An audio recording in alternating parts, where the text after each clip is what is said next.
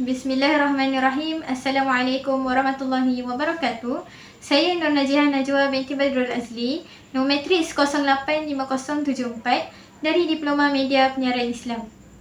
Pada hari ini, saya akan menerangkan tentang kewajipan mengamalkan budaya tabayun atau semakan fakta berdasarkan pengajaran yang dapat difahami daripada surah Al-Ahzab ayat 70 hingga 71. Seperti mana yang kita tahu pada hari ini, media sosial menjadi medium utama masyarakat untuk mendapatkan sesuatu maklumat. Pelbagai maklumat ini dapat diperoleh melalui platform digital seperti Facebook, Instagram, TikTok, Telegram dan juga WhatsApp. Namun begitu, kemudahan ini sering menyebabkan berlakunya penyebaran berita palsu, fitnah dan juga maklumat yang tidak sahih berlaku dengan sangat cepat. Oleh itu, budaya tabayun sangat penting bagi memastikan kesahihan sesuatu berita itu diterima dan disebarkan. Tabayun berasal daripada perkataan bahasa Arab yang bermaksud menyelidik, meneliti dan memastikan kesahihan sesuatu berita sebelum menerima ataupun menyebarkannya kepada orang lain. Konsep ini menuntut seseorang supaya tidak tergesa-gesa dalam membuat keputusan ataupun terpengaruh dengan sesuatu berita tanpa bukti yang jelas. Dalam kehidupan seharian kita, tabayun boleh diamalkan dengan menyemak sumber maklumat ataupun mencari pengesahan daripada pihak yang berautoriti serta tidak mudah terpengaruh dengan berita yang tular di media sosial pada hari ini.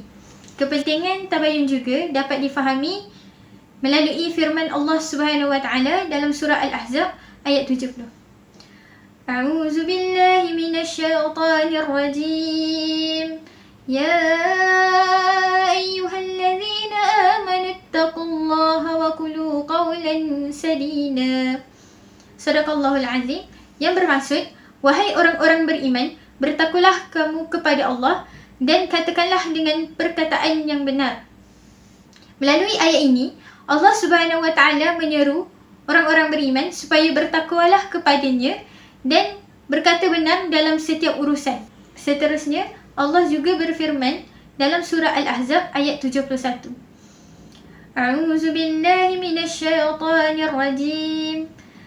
Yuslih lakum a'malakum wa yaghfir lakum dhunubakum wa man yuti'illaha wa rasulahu faqad faza fawzan 'azima.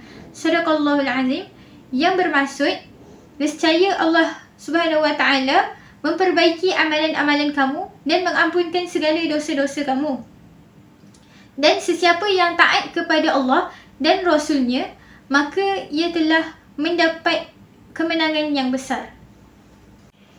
Dalam ayat ini juga menunjukkan bahawa menjaga kebenaran dalam percakapan merupakan satu ketaatan kepada Allah Subhanahu wa taala. Justeru, tabayun bukan sekadar tanggungjawab sosial, bahkan ia merupakan tuntutan agama yang akan membawa kepada keredaan Allah Subhanahu wa taala. Kesimpulannya, budaya tabayun merupakan satu amalan yang sangat penting dan perlu dititik beratkan dalam kalangan masyarakat pada masa kini. Pengajaran yang dapat difahami daripada surah Al-Ahzab ayat 70 hingga 71 sebentar tadi mengingatkan umat Islam supaya sentiasa bertakwa kepada Allah Subhanahu wa taala, berkata benar dan juga memastikan maklumat yang disampaikan berasaskan kepada kebenaran. Itu sahaja daripada saya. Sekian, terima kasih. Assalamualaikum warahmatullahi wabarakatuh. Saya Fatihah Husna binti Celawi, nombor matriks 084431. Pada hari ini saya akan membentangkan tajuk caption clickbait dan manipulasi kandungan dalam media sosial. Jadi hari ini saya akan membincangkan pengajaran penting dalam salah satu konsep kawalan sadida, iaitu menolak budaya caption clickbait dan manipulasi kandungan dalam media sosial. Jadi apakah itu konsep kawalan sadida ni? Konsep kawalan sadida ni merujuk kepada kata-kata yang lurus, adil, benar dan tidak mempunyai unsur manipulasi. Konsep ini juga mengajar kita supaya kita ni bercakap benar dan menyampaikan maklumat tu secara jujur dan tepat. Jika kita lihat dalam dunia hari ini, clickbait ni telah menjadi kebiasaan. Clickbait ini merupakan caption atau tajuk yang dibuat secara sensasi, berlebihan atau mengelirukan orang ramai supaya menarik perhatian untuk tonton kandungan tu. Jadi tujuan utama penggunaan clickbait ni kebiasaannya untuk meningkatkan tontonan atau view.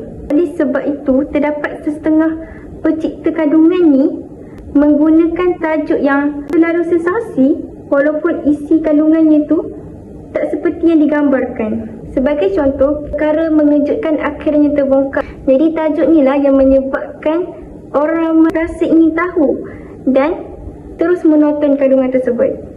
Jadi, apabila kandungan itu ditonton, maklumat yang disampaikan dalam kandungan tu kadang-kadang tidaklah sehebat tajuk yang digunakan. Perkara ini menyebabkan pengguna berasa keliru dan tertipu. Dalam konteks ini, konsep kawalan Sadida telah memberi teguran kepada pempengaruh dan influencer serta portal berita yang gemar menggunakan tajuk umpan klik ni demi mengejar jumlah tontonan. Selain itu, terdapat juga kandungan yang tidak menggambarkan situasi yang sebenar. Contohnya, video tersebut telah dipotong, telah disunting sehingga menyebabkan mengubah maksud asal sesuatu situasi. Apabila kandungan ini dikongsikan kepada masyarakat, ia boleh menimbulkan salah faham dan fitnah. Sekian, terima kasih. Assalamualaikum warahmatullahi wabarakatuh. Nama saya Wan Nur Hafizah binti Waramli, nombor matrik 084602. Hari ini saya nak beritahu bab 6.4, jaga adab kesopanan di ruangan komen. Kalau kita ingat balik pesanan Allah Subhanahu Wa Taala dalam surah Al-Ahzab ayat 70, kita sebenarnya dituntut untuk sentiasa bercakap qawalan sadidan. Maksudnya kata-kata yang betul, tepat dan juga jujur. Kalau kita bawa orang kata pesanan ni kan dalam konteks media sosial sekarang, ia sebenarnya sangatlah orang kata berkait rapat lah dengan cara kita tulis dekat ruangan komen. Tapi kita tengok hari ni dekat ruangan komen, contohnya TikTok, Instagram, kita selalu nampak netizen ni lepaskan geram kata. Sebab apa? Sebab dia orang ni duk puas hati dengan satu-satu isu. Ada juga yang sanggup maki hamu, kutuk dan juga tak berfitnah secara terbuka. Jadi budaya gini bukan je tunjuk personaliti kita yang lemah, tapi sebenarnya boleh rosakkan juga mental dan juga emosi masa tersebut. Sebab itulah dalam Islam ni kita diajar untuk guna media sosial dengan bertanggungjawab. Jadi sebelum kita nak tekan orang kata butang send kat telefon kita tu, nak tekan, nak komen, kita tanya diri kita dulu, adakah apa yang kita komen ni betul? Adakah kalau kita komen ni ia bawa kebaikan ataupun ia dapat mengular fitnah? Jadi saya harap kita sama-sama lah pelihara lisan kita, cari jemaah kita, agar kita ni tergolong dalam kalangan hamba Allah yang dapat keampunan dan juga kejayaan yang besar di dunia dan di akhirat. Itu saja daripada saya. Sekian, terima kasih.